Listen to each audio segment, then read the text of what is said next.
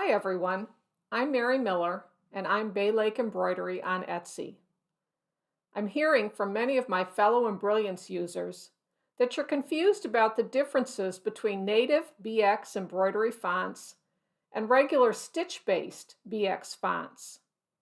Native BX fonts truly have superpowers, and in this video, we're going to talk about one of those superpowers, nearest point connections. Let's look at them in the software. Here are two BX font examples. The first one in blue is called Grace, and this is a very popular BX font from Stitchtopia that many of you are familiar with. If we select the lettering object, we can see over here that Grace has a needle next to the name. That indicates that that's a stitch-based font. If we select the Honeycomb font and look in the Properties pane, we see that there is no needle next to the Honeycomb font. That's because it's a native BX font. Again, if you look at Grace and look at the stitch properties, you see that you can adjust the density, remove hidden stitches, and limit the satin length, but that's really all you can do. With the native BX font, Honeycomb, if you look at the stitch properties, you have many more choices and much more control.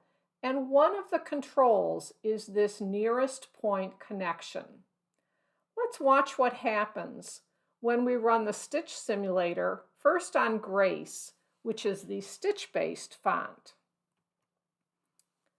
Let's have it fill the screen, turn on the stitch simulator, and let's look at it. So you can see that it stitches the letter G, and it's going to stop at the point that the developer programmed it to stop, which is right here at the end. And then it jumps to the R, stitches the entire R.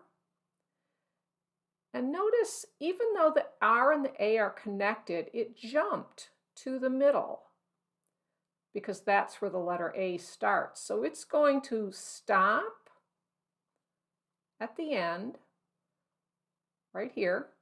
It's going to trim, and then it's going to jump to the next letter. Even though those letters are touching, there's going to be a stop, a trim, and a jump at the end of each letter. That's how a stitch-based font stitches. Now, if we go back and take a look at the Honeycomb font, and we'll make this full screen and look at it in the stitch simulator. Honeycomb is a native BX font with nearest point connections turned on. So you'll see that when Honeycomb stitches, it stitches all the underlay first, and then it stitches the satin stitches on the outside. And it's going to end right next to the letter O. And there's no stop, no jump, no trim. It just keeps stitching because it's using nearest point connections. We'll let this one play out so that you can see what this looks like. Notice that it stitches.